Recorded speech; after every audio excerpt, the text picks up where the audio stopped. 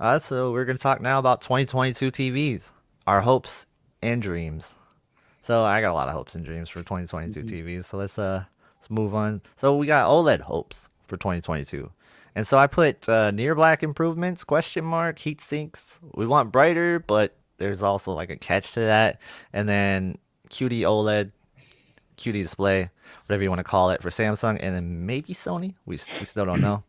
Um, there's rumors about that. So like, what's your hopes for OLED in 2022?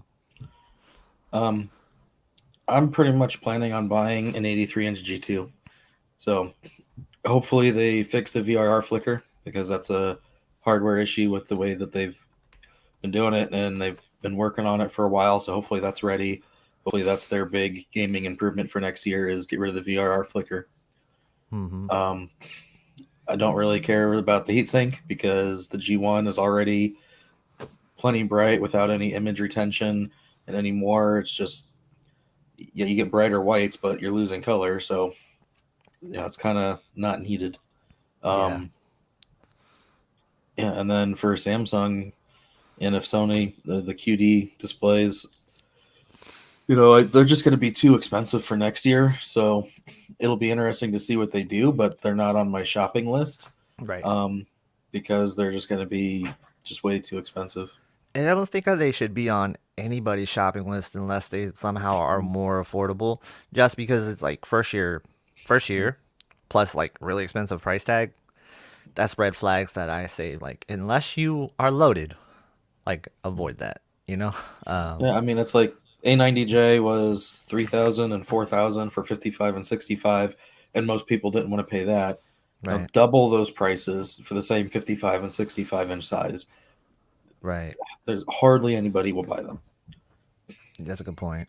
Um, and then like one improvement I was thinking about what you were saying that one time with the you say Panasonic or Philips was looking into this the dimming zones for Yeah, Philips has zones in their yeah, OLED to look for static stuff, and then it just targets those zones to dim them.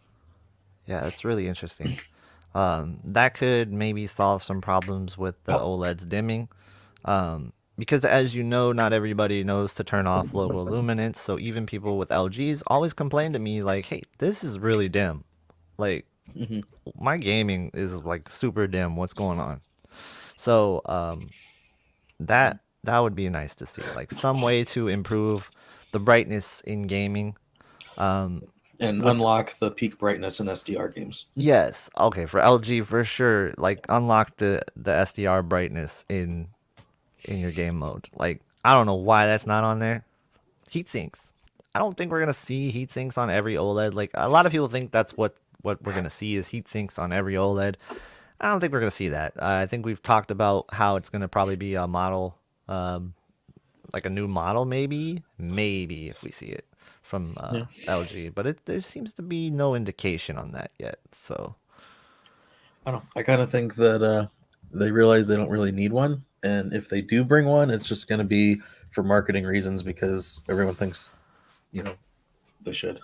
yeah, and then brighter OLEDs. Everybody wants it, but is it really gonna be a thing? Like you don't think so because it kind of messes with the color, right? So Oh, I think they'll bring them just because oh, of okay, marketing. They can say they have 1,000 nit OLED or whatever, then people are going to freak out over it, and right, but it doesn't mean it's going to be better. I right, mean, that's going to wash out your skies, your yellow flowers, your whatever. You're just going to lose more color unless they figure out a way to boost the color too. And that's what Samsung's doing. They're going the different way. They're adding in the QD thing so that they can have more color volume at a lower white nit brightness. right. So I would rather have more color get brighter than just to have white keep getting brighter. And then this one thing you do notice though with OLED is that with whites you are losing some stuff, and when they've gotten brighter, that's it's a good thing. But because it's something you notice right away. But yeah, it does seem like it has a negative effect at higher brightness levels on the color. Yep. I mean, if you go back a few years, to the C9, that's basically where we're at now with the heatsink. So it's like they're just kind of catching back up to where we were. So still, it's like the actual technology is the same. It's just processing and different things like that that's improving year over year. LCD hopes for 2022.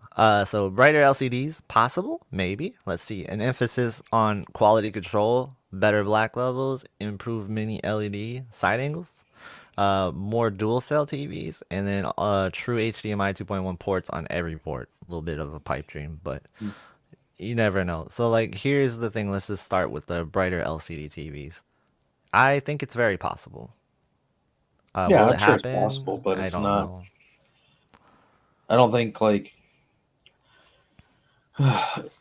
unless they can make it more efficient or increase the power, because they're getting regulations and stuff to decrease how much Right. power everything's drawing. So that's really the only way you're really going to get brighter, short of some shortcuts or tricks or whatever. But it's like, remember when I was showing off the TCL 6 series next to the A80 and in the sky there was no blue? Yeah. This is what I'm talking about. The color volume isn't just a problem on OLED, it's a problem on LCD too. The Right. brighter they keep pushing, the more color you're losing, the more your DSC is visible. So brighter isn't necessarily better. It needs to be done correctly, and it's not being done correctly. They're just trying to take these shortcuts to get brighter so that they can just say, hey, this TV's 2000 nits or whatever. But you're implementing a lot of side effects to just make that shortcut. Yeah.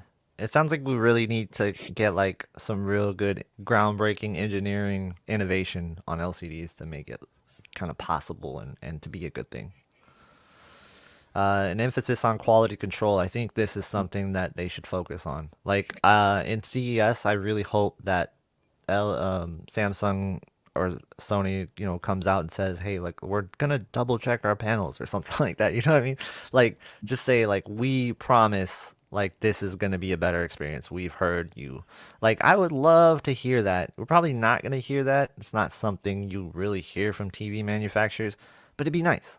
It would be nice in the day and age that we live in. More people are giving feedback on this stuff. More people are doing videos about this stuff. It's more important than ever, and consumers need to be looked out for. And I think that if we're louder and if everybody's louder, eventually we might get through to them. You know? Yeah, I mean, it just sucks when we're recommending a 75 or 85-inch X95J, and Sony used to be good at quality control, but now they're not. And everyone's getting this grid effect.